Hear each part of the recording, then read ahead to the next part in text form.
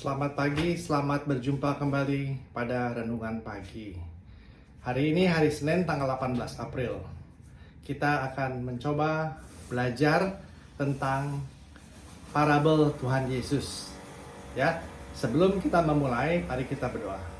Ya Tuhan, ya Roh Kudus, ya Bapa di surga, kiranya Tuhan berkenan memimpin hamba-Mu berbicara dari awal sampai akhir, memberitakan kebenaran firman Tuhan. Kiranya kami juga semua yang mendengar dengan kuasa Roh Kudus dimampukan untuk mengerti dan menjalankannya dalam kehidupan sehari-hari. Dalam nama Tuhan Yesus kami panjatkan doa yang sederhana ini. Amin. Ya, seperti saya sebutkan tadi, kita akan belajar mengenai parabel Tuhan Yesus. Ya, Yesus mulai pengajaran dengan parabel. Tetapi mari kita mengclearkan apa pandangan kita tentang parabel Tuhan Yesus.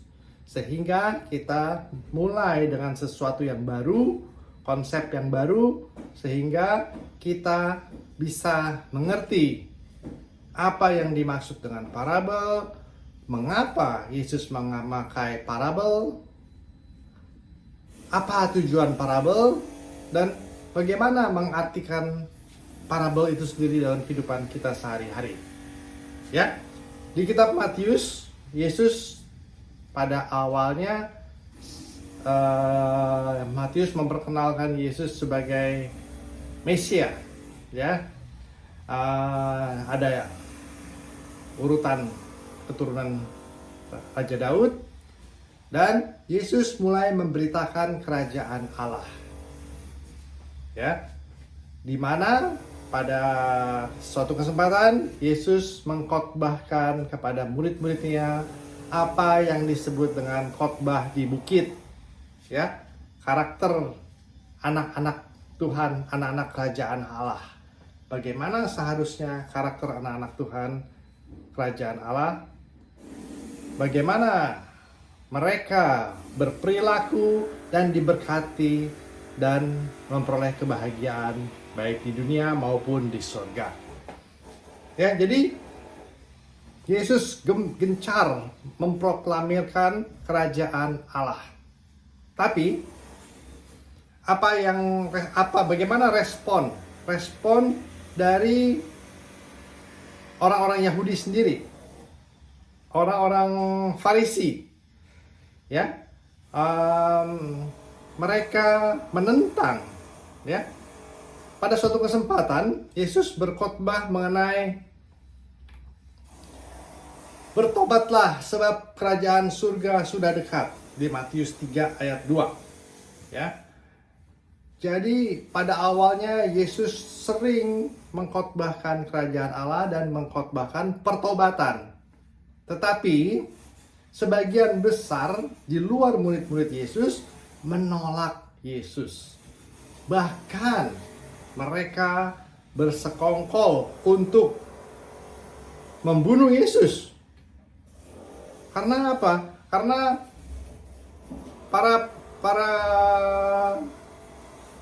para anggota orang-orang Farisi merasa ada suatu ajaran baru di mana Yesus adalah raja. Ya, mereka mengkhawatirkan posisi mereka tersingkir sehingga mereka bersekongkol untuk membunuh Yesus. Di Matius 12 ayat 14, lalu keluarlah orang-orang Farisi itu dan bersekongkol untuk membunuh dia. Jadi di pasal 12 adalah turning point di mana orang-orang Farisi secara terang-terangan menolak ajaran Tuhan Yesus dan bersekongkol mau membunuh Yesus. Ya, di kitab Matius sendiri juga dikatakan, ya, apabila kita biarkan dia, maka semua orang akan percaya kepadanya, dan orang-orang Roma akan datang dan akan merampas tempat suci kita serta bangsa kita. Tetapi seorang di antara mereka, yaitu Kayafas, imam besar pada tahun itu, berkata kepada mereka, kamu tidak tahu apa-apa dan kamu tidak insyaf bahwa lebih berguna bagimu jika satu orang mati untuk bangsa kita daripada seluruh bangsa kita ini binasa. Jadi Tuhan Yesus ditolak oleh bangsa Yahudi. Jadi bukan oleh sekelompok orang aja ya. Jadi mereka sudah mewakili bangsa Yahudi pada saat itu.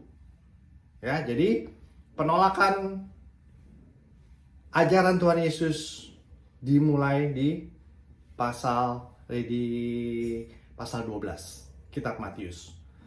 Sehingga Yesus mengubah cara belajar, cara menyampaikan kerajaan Allah dengan memakai perumpamaan. Nah, jadi untuk kita bisa mengerti perumpamaan, sesungguhnya perumpamaan itu menjawab apa yang di benak para murid-muridnya mengenai kerajaan Allah. Ya, jadi untuk mengerti kenapa Yesus mulai mengkhotbahkan perumpamaan, Yesus menjawab keraguan murid-muridnya akan kelangsungan kerajaan Allah. Apa yang akan terjadi dengan rencana Yesus mengenai kerajaan Allah di dunia ini? Mereka menjadi ragu, sedangkan mereka hanya sekelompok 12 orang murid. Sedangkan bangsa Yahudi menolak mereka. Jadi ada kekhawatiran bagaimana perkembangan selanjutnya pemberitaan kerajaan Allah ini. Jadi karena itu Yesus menjawab setiap parabel, menjawab pertanyaan-pertanyaan itu dengan parabel. Ya. Bagaimana kelanjutan kerajaan Allah? Apakah kerajaan Allah di-cancel? Karena penolakan begitu gencar. Bagaimana Tuhan bisa mengembangkan dari 12 orang ini menjadi banyak bila kerajaan Allah itu tetap berlanjut? Jadi itulah pertanyaan-pertanyaan yang di benak murid-murid Yesus untuk kelangsungan kerajaan Allah baik sekarang dan di masa akan datang. Jadi mereka diliputi misteri antara kerajaan Allah yang belum terwujud dan antara kerajaan Allah yang saat ini di dunia mereka alami.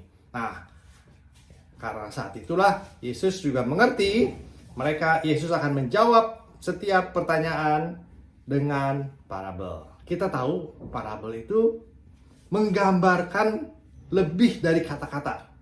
Ya. Kita ingat kalau ada karikatur Pinocchio, ya. Kalau karikatur orang yang bisa menggambar, dia akan menggambar misalnya Mr. Trump sebagai Pinocchio, hidungnya panjang. Apa pengertian kita nangkap? Si Trump itu pembohong. Ya. Jadi dengan gambar kita sudah bisa merespon arti sesungguhnya dari gambar itu. Ya. Jadi Pinocchio dengan hidung panjang, setiap dia berbohong, hidungnya bertambah panjang. Ya, jadi itulah sekedar karikatur. Nah, parabel juga sama. Parabel itu menguraikan suatu analogi, simile, dengan peristiwa kejadian sesungguhnya yang sudah dikenal oleh rakyat pada masanya. Jadi tidak heran Yesus menggunakan parabel, karena orang Yahudi sendiri juga sudah mengenal parabel, mengenal perumpamaan, ya. Jadi tindakan Yesus membuat mujizat, menyembuhkan orang sakit, malah disebut Yesus memakai kuasa setan, kuasa Beelzebul dalam menyembuhkan orang sakit. Ya. Jadi Yesus memakai sekarang parabel. Ya, Tuhan Yesus sudah mengautentikkan pengajarannya dengan mujizat. Itu pun ditolak. Malah dikatakan Yesus memakai kuasa setan. Ya, karena itu Yesus sekarang menggunakan parabel. kita mau lihat sebentar, apa sih definisi sesungguhnya dari parabel? The word parable atau parabola itu artinya mengcompare, membandingkan. Ya, membandingkan suatu ke aktivitas dengan aktivitas yang lain. Ya. Jadi parabel itu mengcompare sesuatu kebenaran dengan cerita yang sudah dikenal pada masa lalu yang sungguh-sungguh terjadi. Jadi parabel itu membandingkan dengan yang sungguh-sungguh terjadi. Terus ada lagi yang dibilang perumpamaan adalah cerita duniawi dengan makna surgawi yang ada di sorga, supaya kebenaran sorgawi bisa dipahami dengan lebih baik dan terang dengan dalam ilustrasi dari bahan yang diambil dari dunia. Maksudnya cerita-cerita itu sudah dikenal oleh masyarakat saat itu. Tradisi Yahudi sudah mengenal parabel. Karena itu tidak heran Yesus menggunakan parabel. Ya, jadi perumpamaan itu mengandung adalah cerita Yesus mengambil kerajaan Allah dibandingkan dengan perumpamaan yang sudah dikenal dan mengandung kebenaran. Ya, jadi itulah definisi singkat mengenai parabel. Jadi kebenaran digambarkan dengan pictures, ya, dengan kronologi, dengan cerita, ya. Jadi tadi karikatur dengan gambar, tapi sekarang parabel ini digambarkan dengan ilustrasi cerita, gitu. Nah, ada lagi alegori. Kalau alegori lain lagi. Alegori itu membandingkan sesuatu hal atau benda alam dengan kesamaan fungsi. Pembandingan langsung. Misalnya, akulah roti hidup. Siapa memakan daging dan minum darahku, ia akan hidup selama-lamanya. Jadi, Yesus membandingkan daging dan darahnya dengan roti dan anggur. Ya, jadi aku adalah roti hidup. Aku adalah terang dunia. Ya, jadi itu alegori. Jadi membandingkan sesuatu konsep karakter dengan suatu benda yang sudah dikenal, terang dunia. Ya, roti hidup. Banyak lagi alegori yang diucapkan oleh Yesus yang bukan parabel. Ya, jadi beda ya. Perumpamaan membandingkan menggambarkan sesuatu cerita dengan kejadian yang sesungguhnya di masa lalu, ya, dengan yang mempunyai makna rohani. Ya, jadi parabel bukan alegori, ya. Perumpamaan adalah pesan dengan menggunakan bahasa imajinatif atau kiasan simbolis atau perbandingan. Itu definisi lain. Tujuannya nih parabel untuk apa? Tujuan untuk parabel adalah karena parabel itu mudah dimengerti dan tidak ofensif. Ya, penting, parabel tidak ofensif. Jadi dia akan mereveal, menyatakan kebenaran, tapi juga sekaligus mengkonsil, menutupi kebenaran bagi yang menolak. Ya. Jadi maksudnya apa? Jadi parabel tujuannya menyatakan kebenaran sekaligus menutupi kebenaran bagi yang menolak. Menyatakan kebenaran adalah mereka murid Yesus diuraikan kebenaran itu, dijelaskan kebenaran itu. Tetapi kepada yang menolak, yang bukan murid Yesus, dia harus mengartikan sendiri itu parabel. Dan karena dia menolak, dia tidak bisa melihat, menggambarkan imajinasi dia, tidak bisa membayangkan karena hatinya sudah menolak. Ya, jadi satu, reveal and conceal the truth, yang menyatakan kebenaran. Terus kedua juga, parabel itu digunakan untuk peringatan, jadi judgment loh. Jadi parabel menyatakan kebenaran dan juga mengingatkan akan judgment pada akhir zaman. Ya. Jadi itulah tujuan parabel. Selain judgment, juga menguraikan ajaran Tuhan Yesus secara gamblang, jelas. Ya, karena dia mengilustrasikan pengajarannya dengan konsep yang sudah ada di benak murid-muridnya dengan cerita yang sungguh-sungguh terjadi sehingga mereka memperoleh kejelasan. Ya, jadi itulah tujuan dari parabel. Yang penting di sini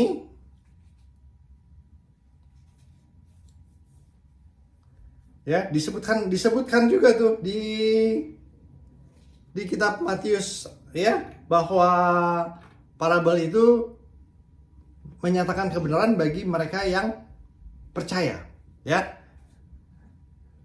Di ayat 11, kepadamu diberikan karunia untuk mengetahui rahasia kerajaan sorga, tetapi kepada mereka tidak, karena siapa yang mempunyai kepadanya akan diberi sehingga ia berkelimpahan, tetapi siapa yang tidak mempunyai apapun juga yang ada padanya akan diambil. Ya, jadi itulah kita yang sudah mengerti, kita akan diberi pengertian terus sehingga kita semakin mengerti dan percaya. Ya, jadi itu tujuan dari parabel. Terus bagaimana kita menafsirkan parabel? Ya, kita menafsirkan parabel, kita harus mengerti kontekstual settingnya itu gimana, di mana kejadiannya. Siapa yang diajak bicara oleh Tuhan Yesus? Apakah parabel itu didengar oleh muridnya? Apakah parabel itu didengar oleh musuh-musuhnya? Atau kepada siapa Yesus berbicara pengajaran itu? Jadi kita mesti mengerti ya. Jadi kemudian juga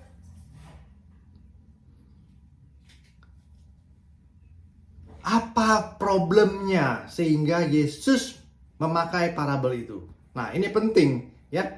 Jadi hampir setiap parabel Yesus menjawab pertanyaan atau keraguan apa di pikiran murid-muridnya. Ya, what's the problem? Sehingga Yesus memakai parabel itu. Kalau kita tidak menemukan problemnya, efeknya jadi bias.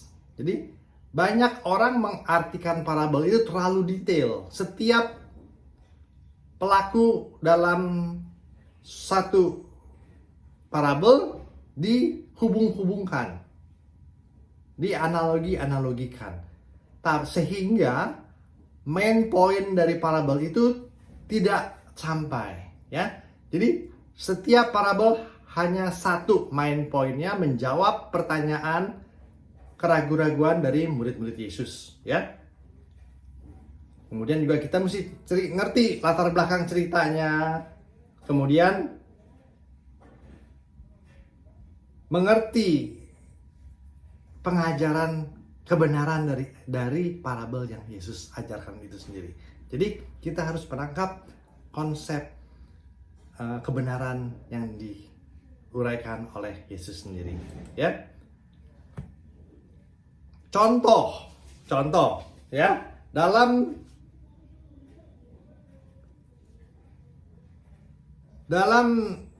Lukas 15 ayat 2 ya. Yesus menjawab orang-orang Farisi, karena orang-orang Farisi melihat Yesus tuh bergaul dengan orang-orang berdosa. Ya. Orang-orang Farisi bilang, mereka dikatakan di Lukas 15 ayat 2, mereka bersungut-sungutlah orang Farisi dan ahli-ahli Taurat. Katanya, ia menerima orang-orang berdosa dan makan bersama-sama dengan mereka. Orang Farisi tidak bergaul dengan orang-orang berdosa. Nah, setelah orang Farisi bersungut-sungut, Yesus menjawab dengan parabel. Jadi sebetulnya pertanyaannya, mengapa Yesus bergaul dengan orang-orang berdosa? Biarkan mereka berdosa, biarkan mereka dihukum. Tidak, ya. Yesus menjawab dengan menemukan domba yang tersesat. Ya. Jadi Yesus menjawab. Jadi dengan kita mengerti